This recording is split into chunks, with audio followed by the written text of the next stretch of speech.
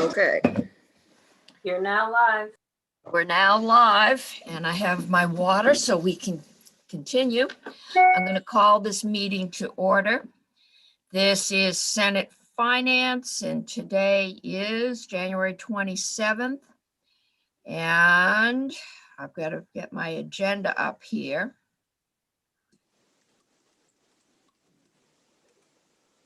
Okay.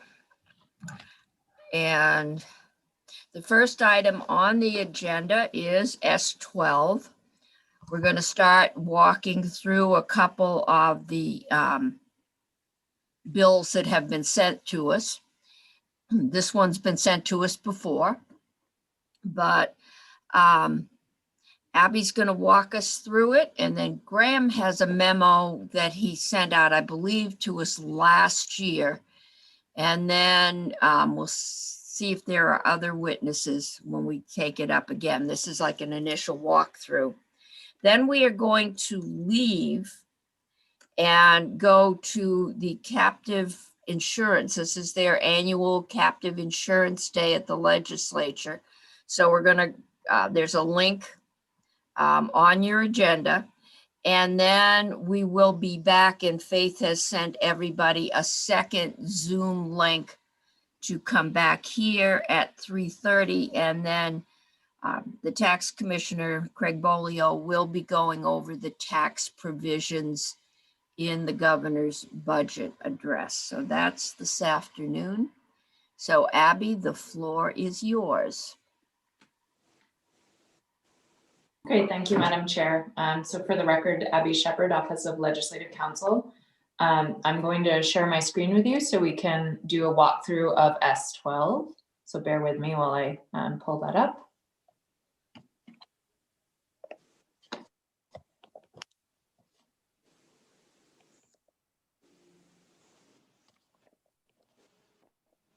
Great. Can everyone on the committee see S12? Yes. Yep.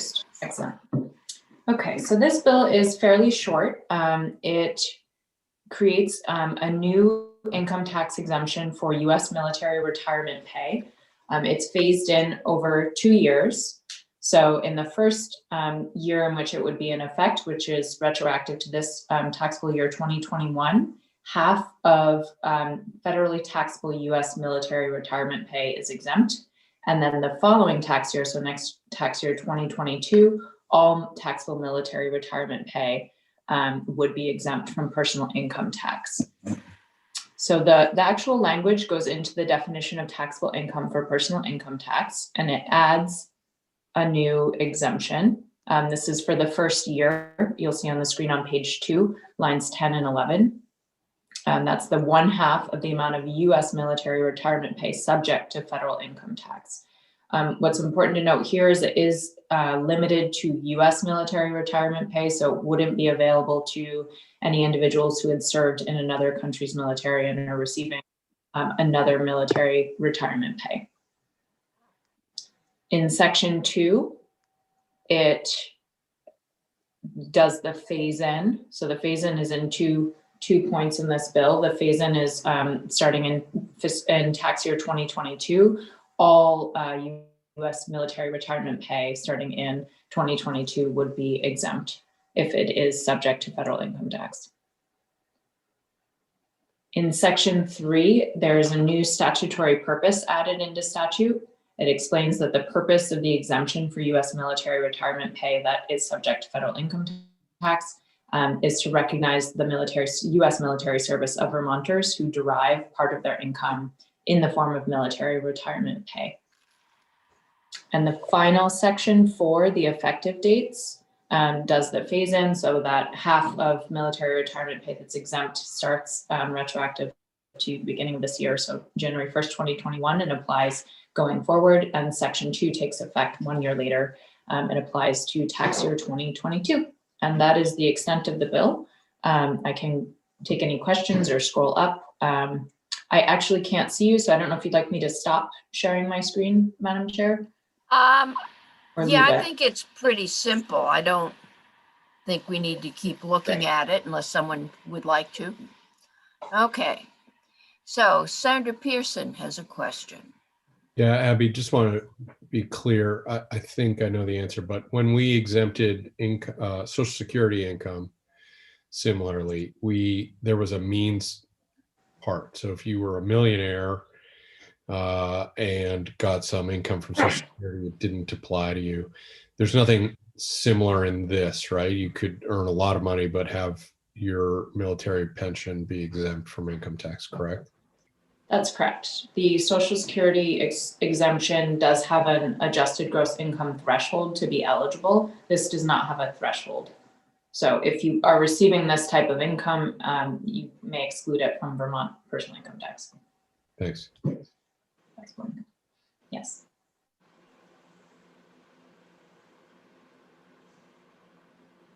Right. Thank you. So I'm wondering about who receives military retirement income. I don't know if that's, if you've been in 4 years or you have to have a career in the military. Do you know anything about what it is that entitles you to receive such income? And I see Senator Brock unmuting, so I think he. Senator Brock, do you have an answer? Yeah, it's normally 20 years of service as a minimum or more before Okay. one is eligible for military retirement pay. Thank you. And is there a distinction? Well, sorry, Ms. Shepherd. You were about to I was say going to say something. I would have to defer to my colleague Damian Leonard. He did advise me on the military side of this, so I would need to check in with him. I'm not familiar exactly with the retirement income requirements, but there is a distinction, as I'm sure you're all aware, between a retiree and a veteran, which are two different. Thank you. Right. And when it says military pay, is there a distinction between like regular Army or Air Force, Navy, et cetera, versus National Guard? Because we have a lot of Vermonters who are in the Vermont National Guard, and as I understand it, they can have a career in the National Guard. Abby, do you?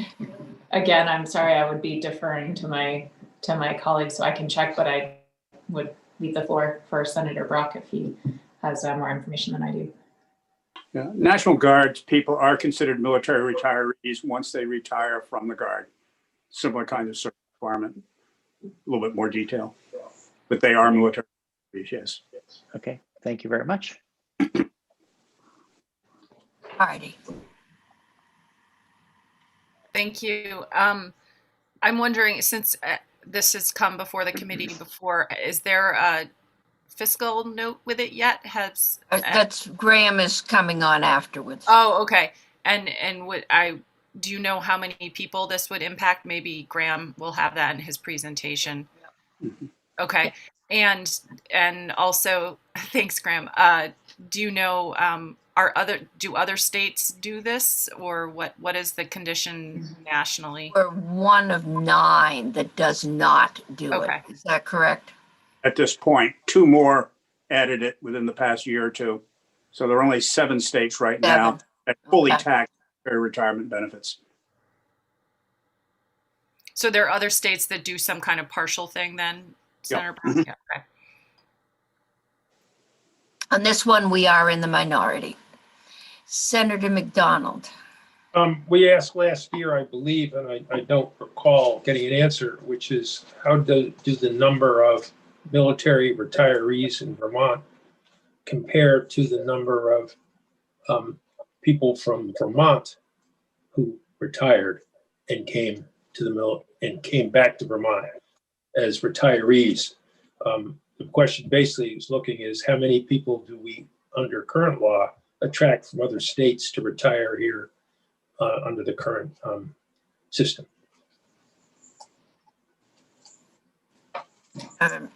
I don't know. Graham, have you got anywhere near that level of detail?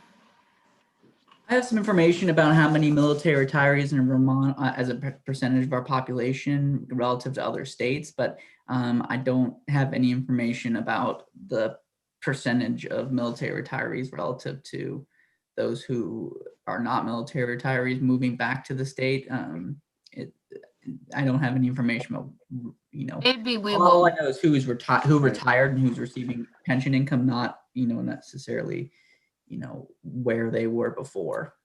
okay. So Graham, maybe we'll go to you, because that seems to be where the questions are coming. Senator Bray, do you have one for Yeah. Abby? Well, maybe. I just wanted to understand whether or not getting a military retirement benefit has any impact on your Social Security. Do you get regular Social Security, or while you're a full-time career military person, you're not obligated to pay into Social Security? So I'm wondering if they're duplicative or one replaces the other.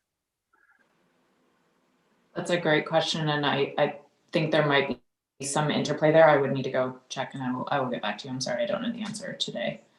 Yeah, Okay. Senator Bray, That- usually military retirees are eligible for Social Security. There might be some exceptions. So for instance, if a military retiree left the military in their 40s and then worked for under a federal government, for the federal government under the previous pension systems that existed for the federal government back in the 80s, they would not be eligible for Social Security. So there's probably some military retirees who do not receive Social Security. Or for instance, if a military retiree retired and then started working for a state government, such as Massachusetts, where they have a pension, but they are not eligible for Social Security. That almost certainly exists, I bet. But for the normal circumstance, someone who leaves the military, retires, and then took a private sector job, they would be eligible for Social Security. Okay. But they would get a federal pension, right, in lieu of Social Security. No, they would receive their Department of Defense pension, and then they receive Social Security as well for the years of service. Okay, no, I'm just saying that because I worked for a town in Massachusetts and I didn't pay Social Security because Massachusetts had a pension system set up for public employees. I was working for Head Start that predated Social Security, so they were exempt. And I can remember we had a discussion in here a number of years ago, but it was around, I think, rates, but the folks that were getting a federal pension in lieu of Social Security. And actually, that may have come up when we exempted Social Security, but there is an alternative system that's there, so we'd have to look into that. You're correct, Madam Chair, that if a military retiree left the military and then worked in your situation for Massachusetts and was eligible for a Massachusetts state pension, then they would not pay into Social Security and they would not receive it. But for a typical military retiree who, say, left the military and went and took a private sector job, they would receive Social Security based upon their number of years of work post-military. Yeah, but that's still the question I think is still there is, do career military pay into the Social Security system? Exactly. And I think that's something we ought to be able to get a quick answer to. It's kind of a yes or no. Or are they in an alternative federal system?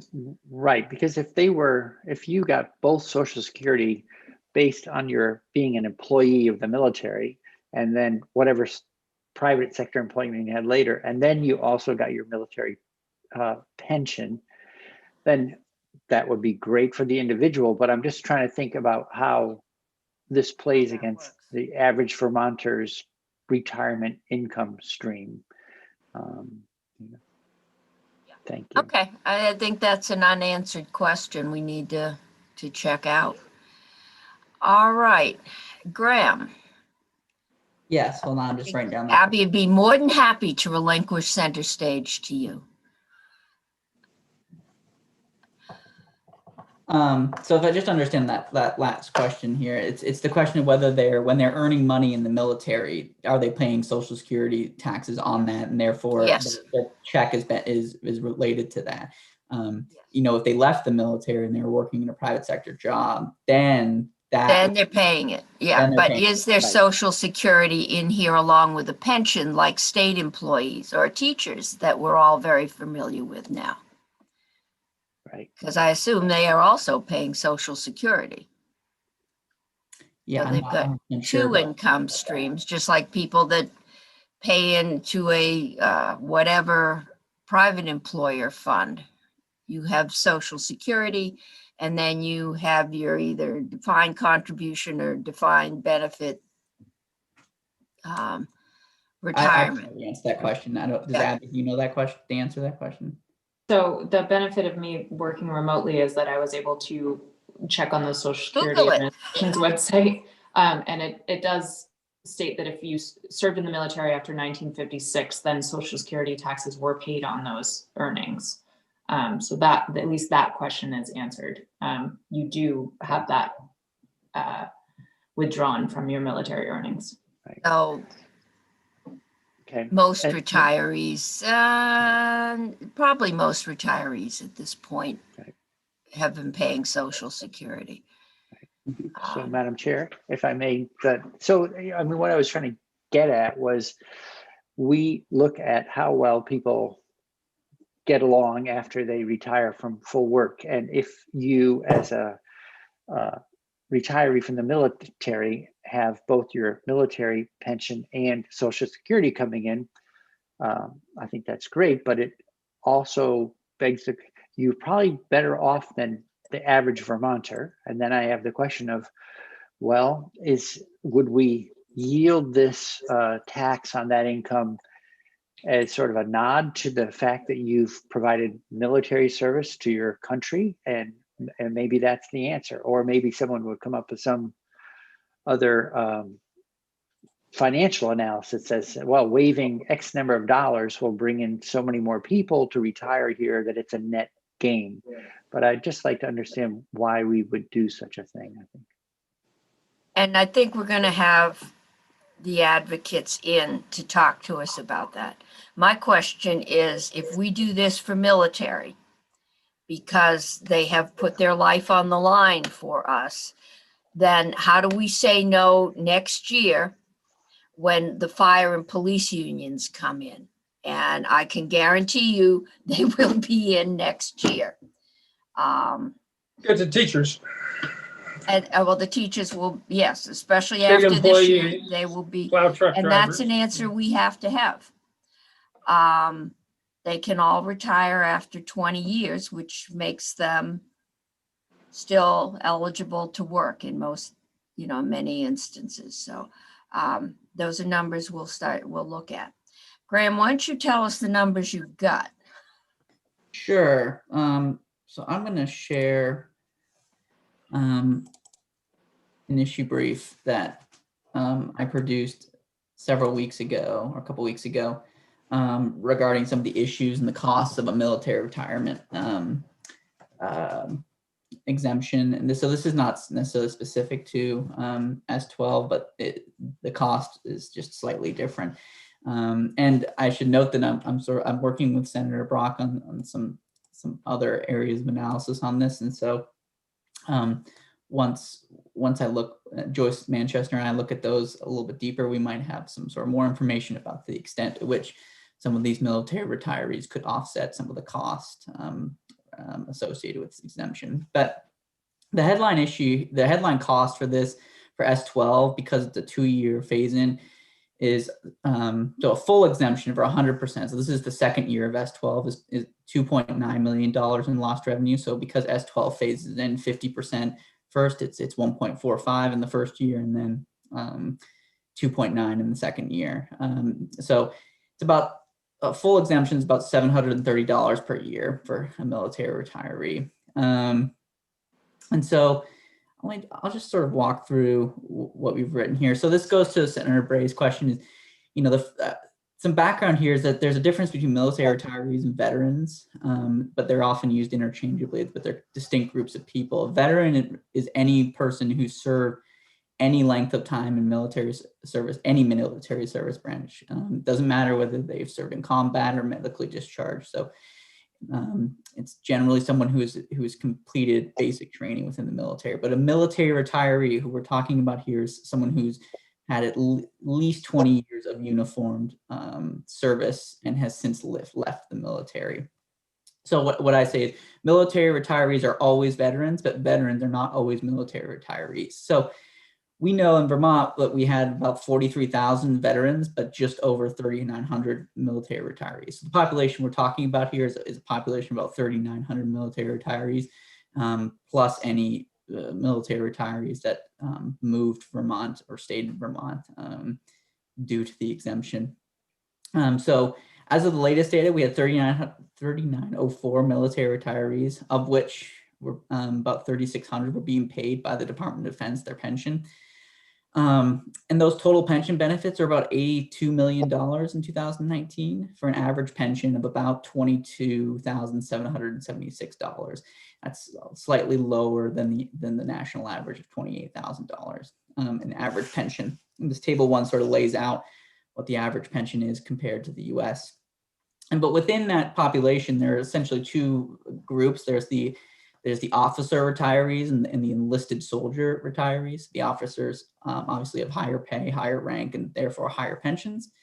And that's what we see here in table 2. So we have that data from the Department of Defense that there are about 950 or so officer retirees in Vermont, averaging about $38,500 in annual pension payment, and about 2,957 enlisted retirees with an average pension payment of about $17,191. So depending upon what rank you retire from the military, your pension could be significant, quite a lot different. But the overall pension payment in Vermont was $81 million from the Department of Defense. So just about a little over half of that goes to the 76% of the military retiree population, and just slightly less than half of that total 81 million goes to about a quarter of the military retiree population.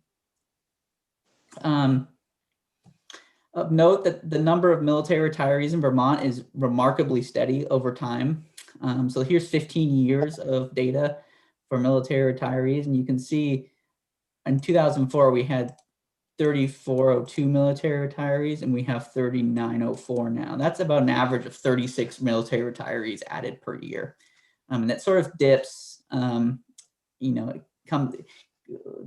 how the amount of military retirees we average in a given year is a function not necessarily of our aging population like Social Security, but it's more comprehensive of other things like the health of the economy and the importance of military installments in a given year, combat events. So typically before any sort of combat event, you see a larger recruitment drive going on. And so you sort of see 20 years down the line, more military retirees.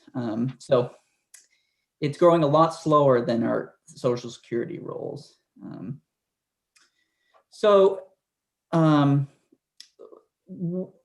We try to dive in and see exactly, what was the income distribution of some of these military retirees, because the Department of Defense does not list any information about them. Based upon the census, we know that veteran-headed households in Vermont, so again, different from military retirees, but a uniformed military, they spent some time in the military. The veteran-headed households in Vermont make slightly less on average than the median income household in Vermont, but it depends. You can see in this chart, figure 1, you have quite a few military households earning below $55,000 as a household, but you also have quite a few earning sort of 75 to 150. So it's roughly about average for veterans. Military retirees might be slightly different, but in terms of the total tax benefit, it looks as though of the $81 million or the $2.9 million in cost here, the good chunk of that is going to go to retired officers, because for 2 reasons. One is they are, as a percentage of the total pension payment for Vermont, you know, a larger share, disproportionate share of it because they have higher pension payments, but also because these retired officers are more likely to have higher income overall. So they're more likely to be in higher tax brackets. And so of that 2.9 million, at least certainly more than half of it is going to be going to about a quarter of the military retiree population. And so the one thing I would point out about these military retirees is that there's no data within the Department of Defense right now about, you know, exactly how many would be able to work, at least for Vermont. So what we know from the Department of Defense is that a lot of military retirees retire in their sort of mid to late 30s to their mid to late 40s if they're an enlisted retiree. So about nationwide, about 70 or so % of military retirees retire before the age of 50. And so there's quite a lot of working age population still there, but the current base of retirees in Vermont skews older. So I think the Department of Taxes has looked at this a little bit further, and they found that only a quarter of currently military retirees in Vermont are under the age of 60. So, and that's something that's sort of backed up by the data here is, you know, a good chunk of military retirees are above the age of 60. So it's sort of a question of how much longer they would continue to work.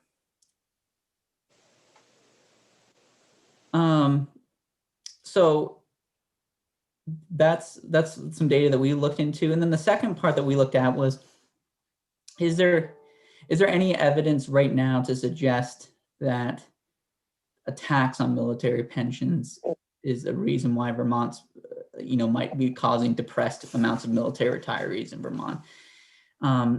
There is, you know, quite a lot of, I've heard anecdotal evidence of this happening, that military retirees don't consider staying in Vermont or don't consider moving to Vermont because of the tax on their pensions.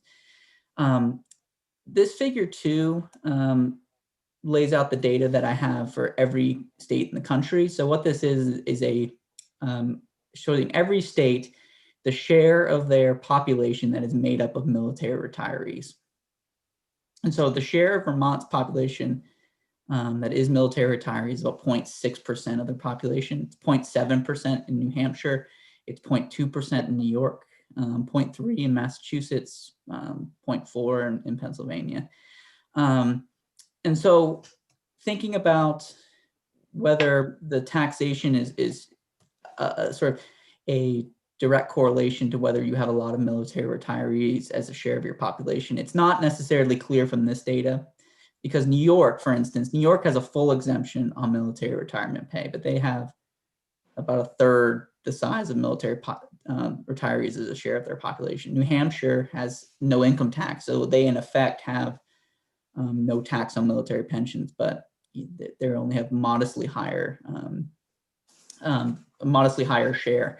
You know, and it kind of looks, based upon this chart, that a main driver of whether military retirees are staying or going to a state is the military installations or the jobs available to military folks when they retire. So you look at Virginia, obviously, Northern Virginia contains a lot of military contractors, and then Norfolk, Virginia is a major naval station.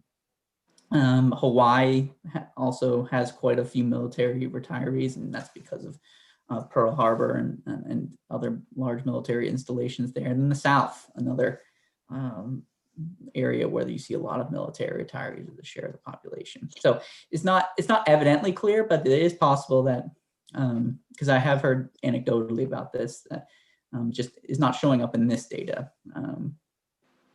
So the final thing I want to point out here to the committee is that if we think of this tax exemption as an incentive to move to Vermont, one of the things that the committee should be aware of is that with you give an exemption to the population, right now you're going to be giving an exemption to a large number of people who are not going to be working.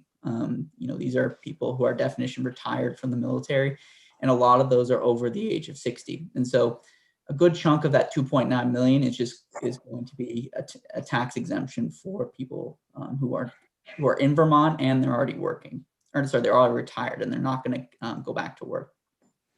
But if we assume that this does, persuade people to come into Vermont, the amount of military retirees that would need to move to Vermont would need to, this would have to be a strong incentive for them to at least offset the cost fiscally to the state. So there are other, ancillary costs here, such as filling critical skills in areas that, we currently have them. But from just a state cost perspective, if we use ACCD sort of what they estimate is the median tax number for someone who moves to Vermont of $40,450 per person that moves to Vermont for a median income, you would need several hundred military retirees per year to offset that cost. Now, like I said, there could be some ancillary benefits that that Joyce and I are looking into that might offset this, but you would just need to see a lot of military retirees move to, or stay in Vermont on top of what we already receive, the 30 or so that we get every year, in order to sort of offset this cost. And so, it is, like I said, it's possible that, we could be offsetting some private costs. So for instance, if a lot of these military retirees are nurses and they retire from the military in their 40s and they go and they work for hospitals, and it lowers the cost of traveling nurses, that's absolutely a benefit that can happen. But it's going to be difficult to quantify what those are. So when I'm talking about these new several hundred military retirees that would have to move to the state, I'm really referring to just sort of the direct state, fiscal investment equation here. So I think I'll stop there and take any questions. I can't see you. Let me see if I can get a couple of you on the Madam Chair, screen. I have a question for Okay, Senator Pearson. Graham or Abby, maybe. When I was very first in the legislature, 2006 or 7, I feel like we did something around the property tax. And my hunch is we exempted some kind of income, maybe it was retirement income, from your income as it goes to calculate your income sensitivity. What's your tax credit? Do I have that right? Can you help us understand the broader universe of where we've already helped this same population? I am not familiar with the property tax benefits. Senator McDonald, I think you might. We passed and Senator Brock may step in here, a benefit for people who had disabilities of 50% or more. And I think it applied to them. It was originally gave them an exemption off their property tax when the local towns voted to grant them such an extension. And after several years, we realized that it really didn't get them much, because it was the people paid their many military people paid their taxes based on their income. So currently, that property tax has been replaced with an individual calculation on all veterans based on their income, and it's taken off what they would have to pay if they had not been in the military. It comes right off their local education tax contributions. And, there is a consideration for disabled military service on the property tax. Yeah, it's for disabled veterans, so it's a very specific. It is. And the original exemption from property tax didn't help the veterans virtually at all. It just reduced it. It went right to the state, and the correction, which was it worked out and administered by the number one deputy to our auditor of accounts, used to work in the tax department. She worked that out, and it now goes to disabled veterans. That's it. As I remember from local government, it was a reduction in your property valuation. And I think most towns had it. But when we did Act 60, since many disabled veterans were not in a high tax bracket, they actually were losing money. And that's Yes. when this compromise came in that made it. But there is something there for disabled veterans. So Senator Brock, I think I'm Yes, hearing. I Yes. wonder if Graham could explain a little bit the other work that he's doing after our discussion to provide just some additional background information that may shed additional light on this. Graham, have you Sure. got more information? Not. Of the work that you're doing or planning to do. Yeah, so Senator Brock and I discussed some of what we would call the sort of indirect benefits of this, to the extent that military retirees stay or they come to Vermont. And so what Joyce Manchester and I are doing right now is we're working so Joyce is looking into and speaking to her contacts within the Department of Labor about what the department identifies as what critical skills are needed in the Vermont economy. And then I have reached out to NCSL to talk to them about whether any other states offer sort of recruitment programs for retired military folks. And I'm investigating the extent to which military retirees, what kind of skills and what types of what type of skills they're retiring with. And so to the extent that some of these military retirees contain or have some of the skills that we need in our economy, you would see some benefits, some very good benefits to having those military retirees slot into those areas of need. So I made the example earlier of nurses, construction workers was another one that I talked to Senator Brock. And so we're sort of working to see if we can. It might be difficult to quantify exactly what those are, but there's not a whole lot of information that we've seen thus far, at least concrete, that sort of identifies whether there are a lot of military retirees that do have these skills and whatnot. So we're looking into that, and we'll report back to the committee once we find some information. Links to some of the efforts in the Economic Development Committee that we began last year, in which we talked about how do we recruit additional people to Vermont. We've had things like the remote worker program or the program that brings people from elsewhere, the stay-to-stay program, and military retirees came up, particularly on our scale, because so often the person who retires in their 30s or 40s has another 15 to 20 years of work available to them.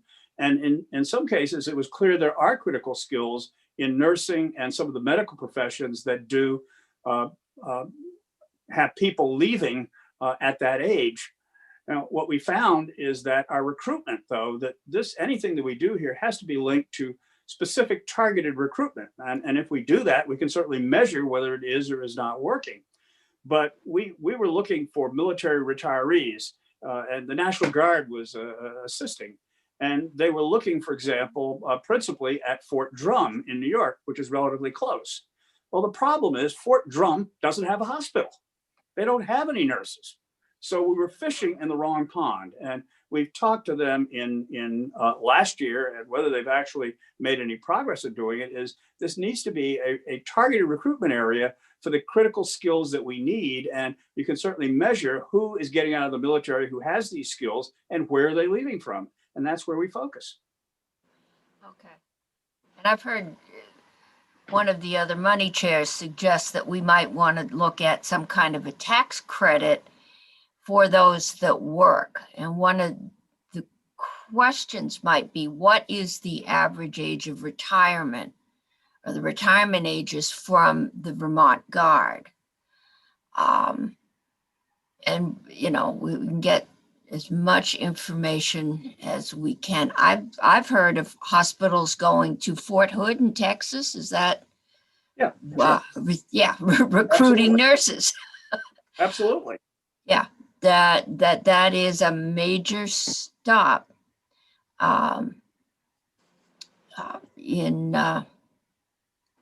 so we may, the other thing I notice is that both Hawaii and Virginia have nice climates as opposed to some of the rest of us, but We do occasionally. We do occasionally. In July, we're much better than Virginia. Virginia's summers are pretty humid and unpleasant. So, They are, yeah, as are Kentucky's. Madam Chair. Okay. Yes, Senator Hardy. Thank you. I just want to ask, first of all, Graham, if you could provide a copy of your memo to either Faith to put on our website or to us. It's helpful, and I can't see all of it through the screen share. Senator Hardy, it's on our website right now. Oh, it is? Oh, I didn't see it there, Faith. I'm sorry. Okay. And then the second, I guess, just comment before we end is that, I understand, Senator Brock, the sort of desire to fill some of these jobs, particularly nurses, and this potentially is a good place to target them. But it seems to me that if we're going to do that, this is a pretty broad tax exemption rather than a targeted one saying target it toward people who have these skills. And so I guess I would prefer to explore whether we can, work with this to target it to military retirees or whatever who are nurses or who are whatever, have the skills that we're looking for. Otherwise, it's just a broad tax exemption for people who may not do what we're hoping, which is contribute to our workforce. We'll be hearing from Commissioner Bolio, and I just heard Graham do a very nice presentation to the money chairs on the tax proposals in the budget, but there is a major income tax benefit for nurses from Vermont nursing schools. I've also heard that one of the major problems is Vermont, our schools are not producing enough nurses to meet the need, even if they all stayed here. So that's going to get dealt with probably in economic development. But we do have an issue with a lot of professionals, nursing being one of them. Mental Is that health nationwide, workers- Madam Chair? Is the Pardon? nursing shortage nationwide? I don't know about nationwide, but there probably is. So, committee, any other questions? Senator Brock, I'm not sure if you have anyone that would like to testify when we take this up again. Just let Faith know or let us know when Graham is ready to present, the issues you think should get presented. And we've done our walkthrough. I think one of the things that Graham might also want to look at, Madam Chair, I know you in the past have also raised that issue, that in the event that you granted a military retirement exemption, that law enforcement, firefighters, and a whole raft of others would.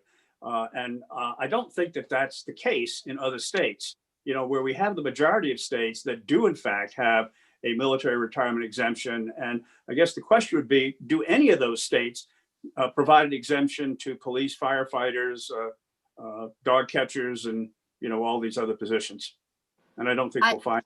Yeah, That would no, be- I don't think we will. I think I would be willing to bet that most of those military exemptions went in probably in the late 40s, early 50s when the veterans were coming home. That's probably when our disabled veterans property tax went in. It's been there so long, most people probably don't even know it's there. But we do have very active firefighter unions. And they have been very active in exemptions and insurance protection for their members. And they are also, like the Guard, struggling to recruit people. So it's just, the state of the world is different now than it was in 1950.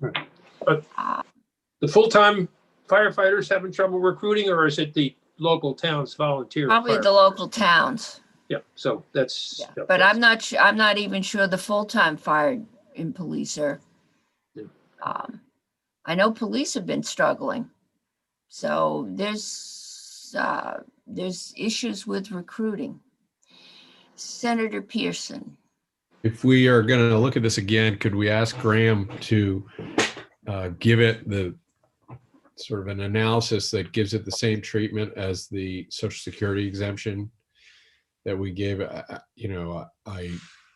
If a quarter, if half the money is going to a small fraction of retired military, then that suggests to me that they may not be folks that necessarily need a tax break. So I'd be more open to thinking of it with the threshold, an income threshold, and it would be helpful maybe to understand what that looks like, if that's at all possible, Graham, or give us your best shot.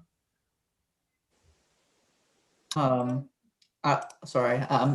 take a look at it. It is difficult to know, and I think maybe the tax department might have some information about this, but what the overall incomes of military retirees are, it's difficult to know from just the publicly available data.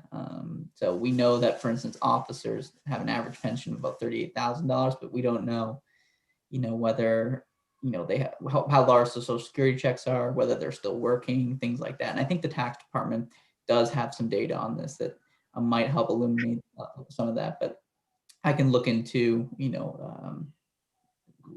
if you put a threshold in this in some way, shape, or form, what would that do to the cost of the exemption?